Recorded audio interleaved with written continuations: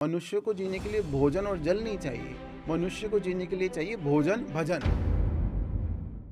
एक बहुत ही सिद्ध क्षेत्र से, उज्जैन से, माँ कामाख्या देवी का जो स्थान है वहाँ से आपका बहुत पुराना परिचय और बहुत सारी चीज़ें जुड़ी हैं आपकी, तो उनके बारे में पहले आप हमारे दर्शकों को थोड़ा सा बताइए।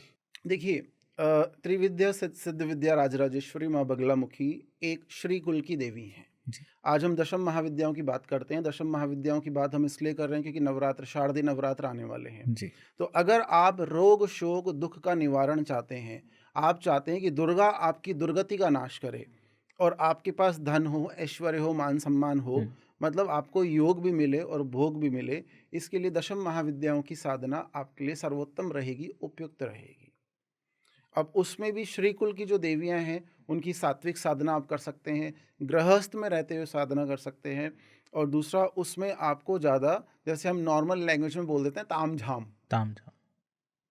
पंचोपचार पूजन, बस केवल पंचोपचार पूजन। जैसे एक मनुष्य को जीने के लिए भोजन चाहिए और जल चाहिए, लेकिन इसकी एक और व्याख्या है। मनुष्य को जीने के लिए भोजन और जल नहीं चाहिए, मनुष्य को जीने के लिए चाहिए भोजन भजन, ये दोनों चीज़ें। बिल्कुल।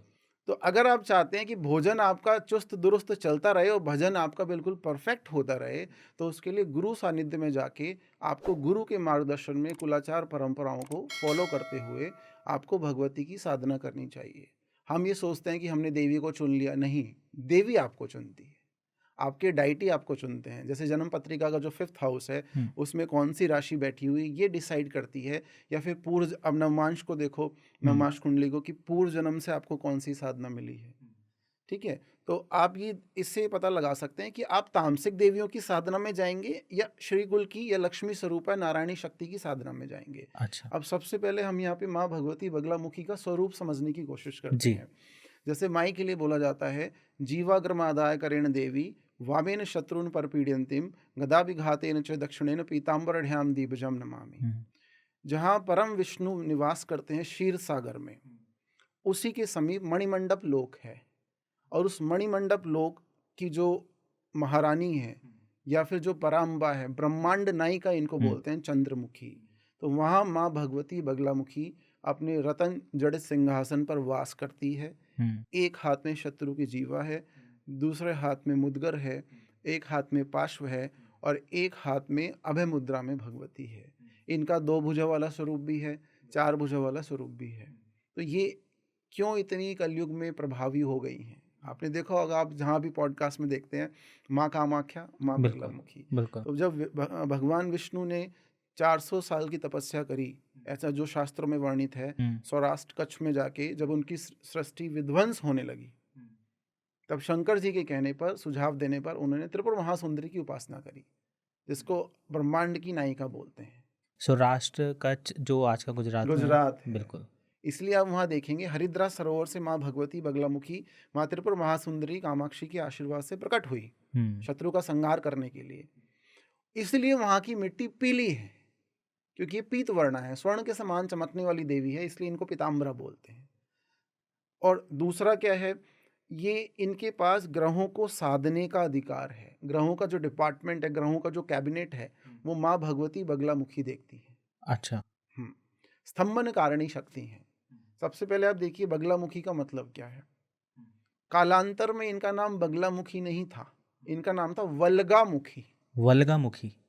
वल्गा इट्स अ कवच, ये कवच होता है ओके। जो आप उनके साधक की रक्षा करता है। जी। भूत प्रेत पिशाच तंत्र बाधा से, जिन्न जिन्नात से या अभिचार षटकर्मों से रक्षा करता है। ये रक्षात्मक देवी हैं।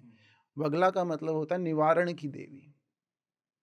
What ever trouble you are facing in your life, अगर आपको उसका सोल्यूशन चाहिए तो हम निवारण की देवी के पास जाएं। इसीलिए शायद जितना हम पढ़ रहे थे, मैंने सुना है, तो उसमें ये था कि जैसे जिन लोगों के ऊपर में कोर्ट केसेस, पुलिस मुकदमे, ये सब चीज़ें होती हैं, तो वो कहीं ना कहीं माँ बगलामुखी की साधना आराधना में या मंत्र उच्चारण में, पाठ में, इन चीज़ से उनको बहुत ज़्यादा बेनिफिट होता है। देखिए, ये तो एक बहुत ऊपर वाला विषय है, ओके। बहुत बेसिक लाइन है ये। This is true but half truth. अब इसका पूरा सत्य है वो सुनिए यहाँ पर। जी। देखिए, आप भगवती की साधना क्यों करना चाहते हैं? अगर मैं आपसे पूछता हूँ कि भई हम माई की साधना, भगवती की साधना, माँ कामाख्या की साधना क्यों करना चाहते हैं? भोग किसको प्रिय नहीं है? बिल्कुल।